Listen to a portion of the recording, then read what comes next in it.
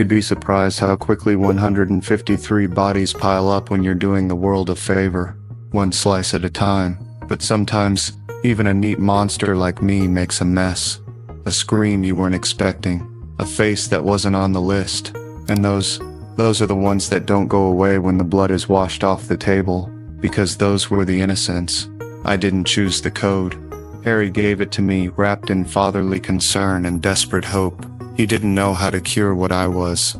So instead, he taught me how to aim it. Only kill those who deserve it. Kill carefully. Kill cleanly. Don't get caught. It sounds simple, clinical even. But the code isn't just a set of rules. It's a ritual. A way to make murder feel moral. The code gave me permission and a purpose. But every name was a person. Every kill, a story. Wiggles the clown, a childhood predator who haunted my early nightmares. My first blood slide taken in rage and precognition. Juan Rhinus, my first kill outside the code, triggered Harry's moral breakdown and him taking his own life 3 days later out of guilt. A dark turning point in my education. Nurse Mary, a caregiver turned mercy killer, injecting patients to relieve their suffering. Harry authorized her removal, and I carried out the first ritual. Are all your victims in here? Tony Furr, posing as a youth counselor, he preyed on children with disturbingly calculated charm. Harry watched, to see if I could face the horror. I did. Levi Reed, a sadistic ex-con who abducted and tortured drifters. I hunted him through Miami's docks, ending his reign of terror alone. Aaron Spencer. I repeatedly spared Spencer to follow him to a child captive, ultimately ambushing and killing him aboard his boat after protecting Becca from harm. Mike Donovan, choir director by day, child molester by night. I forced him to confront his victims before carving a bloodslide in cold justice. Jaime Jaworski, a valet who filmed his own snuff films. When the system failed him, I stepped in with a cleaver and my code. Matt Chambers, a repeat DUI offender who killed several people, escaped conviction and feigned remorse. My code gave him no mercy. Alex Timmons, ex-Marine turned sniper murdering civilians. A flashback kill that taught me how meticulous planning protects control. Dean Marshall, arsonist who watched his victims burn. At 20, I disciplined him with a fireproof ritual. Coleman and Max Lindquist, a father-son duo whose ritualistic decapitation with a hacksaw shared across 2 trophies demonstrated my evolving cruelty and methodical precision. Jorge and Valerie Castillo, they ran a human trafficking ring disguised as a refugee shelter, promising safety, then selling their victims into slavery or worse. Valerie played the charming front woman while Jorge managed the inventory. I staged a dual kill, binding them side by side so they could hear each other's final moments. They didn't die for their crimes, they died because they profited from pain, all while pretending to save lives. Cindy Landon, the classic Black Widow, she killed for money with no remorse. I made sure her scheme ended permanently. Emmett Meridian, a psychiatrist who guided women to suicide. I pretended to trust him and admitted to being a serial killer before turning the tables in his own office. Brian Moser, my brother, the ice truck killer embodying pure chaos, wanted us to team tag killing Deborah, so I had to put him down. Killing him was a rite of self-preservation. Lil Chino, gang enforcer with machete murders, escaped justice through fear. I followed, tranquilized, and ended his reign. Roger Hicks, charming car salesman who preyed on women. He underestimated me and got stopped mid-predation. Ken Olsen, amateur copycat killer who mimicked my methods. His arrogance left me no choice but to enforce the code. Santos Jimenez, he wasn't just another name on my table, he was the man who helped murder my mother while I watched as a toddler drenched in her blood. I tracked him down years later in Naples, Florida. The moment was personal, primal, but I still followed the ritual, giving him the same chance at confession that I never got. Famoso brothers. Their cocaine operation threatened Dokes, I eliminated them to protect my captive and my secret. Layla West, my narcissistic NA sponsor turned danger. She burned a cabin with Sergeant Oakes inside and kidnapped my children. Her betrayal demanded justice. Philip Barnes, defense attorney with a hidden addiction to power, used the law to set monsters free. One of his clients killed an entire family, and Barnes laughed about it over cocktails. The code doesn't usually apply to enablers, but Barnes didn't just defend evil. He profited from it, so I made an exception. Hal Rooney, innocent carnival burglar, mistaken as predator. His death? You could call it collateral damage. Oscar Prado, I killed him accidentally trying to stop Frevo. Guilt from that kill would haunt me. Fred Frevo Bowman, the drug dealer I originally hunted. Dysregulated kill but necessary to balance my moral ledger. Nathan Martin, a sex offender targeting my stepdaughter. My paternal instinct broke the code but protected family. Ethan Turner, husband who killed 2 wives undetected. I boarded his cruise and delivered justice on international waters. Clemson Galt, neo-Nazi, orchestrating outside prison walls. Took him in a courthouse trap, right after Miguel's betrayal. Miguel Prado, once a friend turned code-breaking enemy. He plotted murder. I ended his threat quietly. George King, the Skinner, tortured victims for pleasure and nearly killed me. I reclaimed control by breaking his neck. Benito Benny Gomez, brutal boxer who evaded justice. Mid-ritual kill interrupted, poured me into exhaustion in a crash. Zoe Kruger, dirty cop hiding behind her badge. I staged the kill in her home. Her victims would rest easier. Jonathan Farrow, wrong kill. I sketched him for murder, but he was later found innocent. Code smashed. Mistake.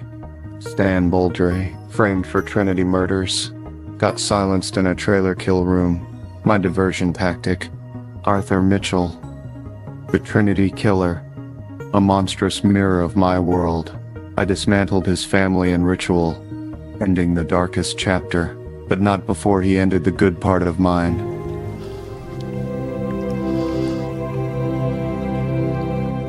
Boyd Fowler, Barrel Girl Handler.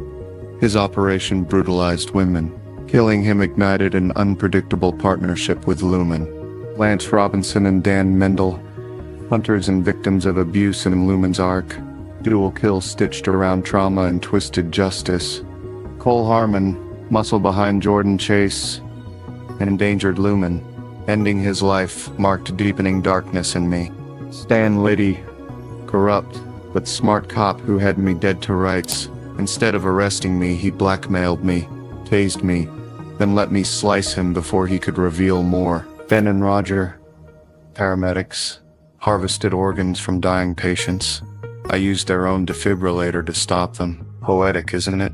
Joe Walker, ex-quarterback killer turned serial murderer, crushed his faith and his skull with a sledgehammer. Julio Benes, gang leader posing constant threat to Brother Sam. His throat slit in the barber shop. No mercy. Walter Kinney, once a serial predator, now frail elder, smothered him gently, erasing the remnant of future darkness. Nick, knife threat from Brother Sam's betrayal, drowned him in Biscayne Bay, cold but necessary. Norm, roadside thief, who made a mistake, a pitchfork death in a grain silo, a snapshot of moral erosion.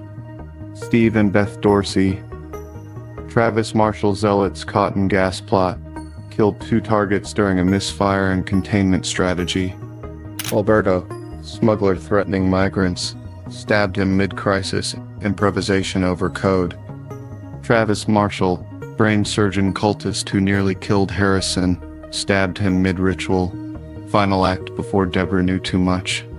Victor Baskov, Koshka hitman who killed a detective, smothered him at Miami airport with a fire extinguisher, silenced his secrets.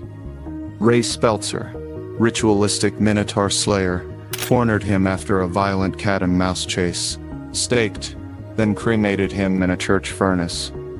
Unnamed Koshka hitman, Tried to kill Isaac. I slit his throat in a frantic apartment standoff. Oleg Mitchik, sharpshooting assassin in the Brotherhood, stabbed him at the range. Saved Hannah but sank deeper in blood. Clint McKay, violent father abusing my partner, snatched him into my boat, stabbed him to shield Hannah's innocence. Hector Estrada, he helped orchestrate my mother's chainsaw murder, leaving me in a pool of her blood. I waited decades for this kill, but when I finally had him on my table I hesitated, with Deborah's pleas echoing in my mind. Instincts kicked in when he tried to run, and I ended it with a snapped neck and a quiet drop into the bay. Justice, long overdue. Andrew Briggs, threat to Deborah during her investigation. Killed in motel room. Deborah walked from that moment. Ron Galuzzo, cannibal killer brewing human stew, killed him in his cooking lair. Disgusting mirror to myself. A.J. Yates, tortured patients for the brain surgeon, impaled with a curtain rod, saving Deborah and Vogel. Oliver Saxon, the brain surgeon, killed Vogel and Zach, then hurt Deborah. Bad. Stabbed him in the neck with a pen in a jail cell. All caught on camera, determined to be self-defense. Exactly how I planned. Matt Caldwell triggered my dark passenger on a hunting trip in Iron Lake with a stray bullet, returned to ritual for bloodslide closure. Jasper Hodge, fentanyl dealer responsible for Harrison's overdose, died in his chair unaware, forced overdose. Kurt Caldwell, kidnapper of runaways, figured out that I killed Matt. Harrison watched me put him down. Shared kill sealed a familial divide with blood and grief. Not every kill made headlines. Not every monster got a plastic-wrapped send-off or poetic justice under moonlight. Some of them just faded into the background. Until I pulled them into the light.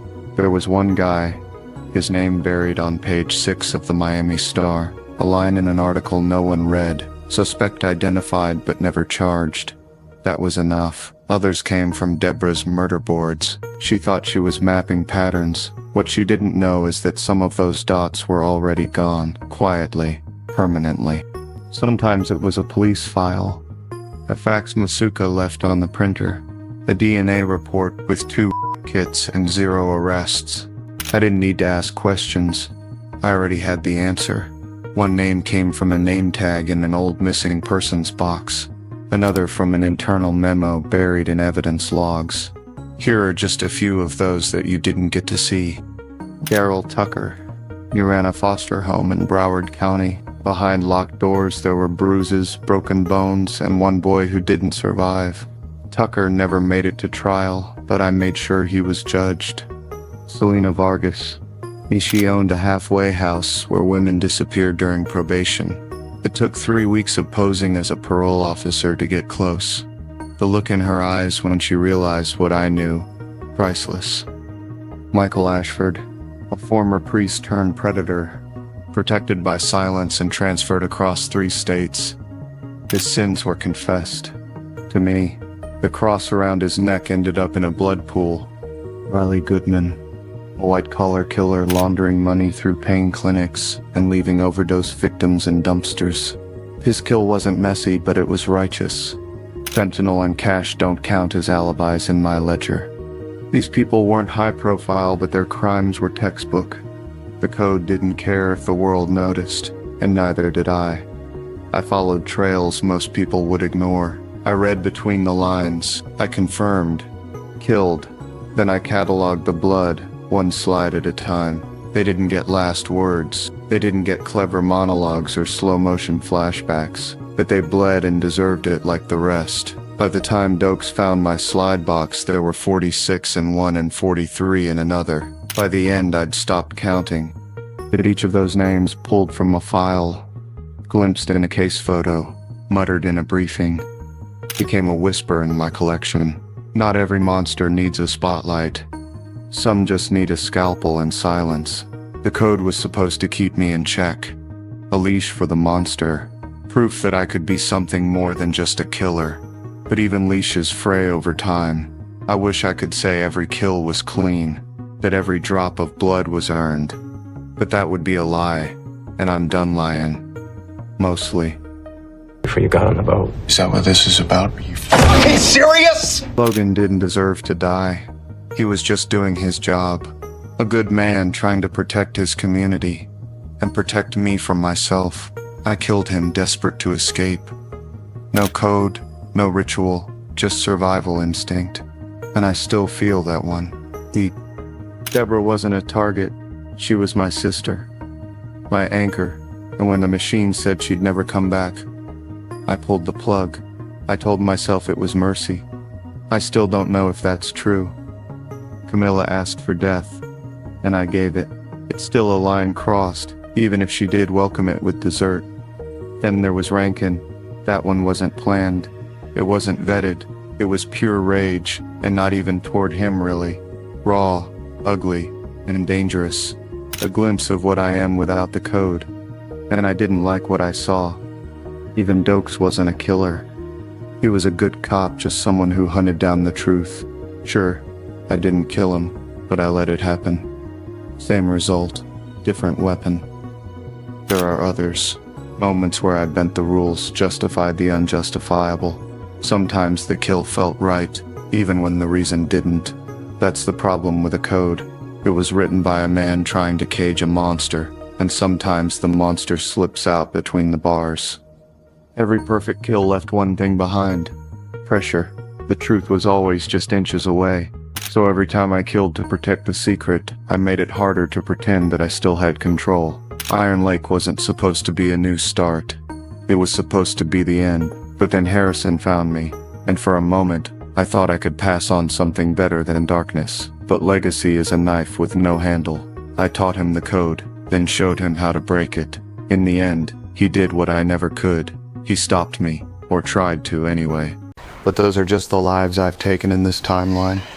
The truth is I've existed in more forms than most people know, on screen, off screen, even in video games. Each version with its own victims, its own dark passenger, and its own ending. If you want to understand the full story of who or what I really am, then watch the next video. Every version of Dexter explained.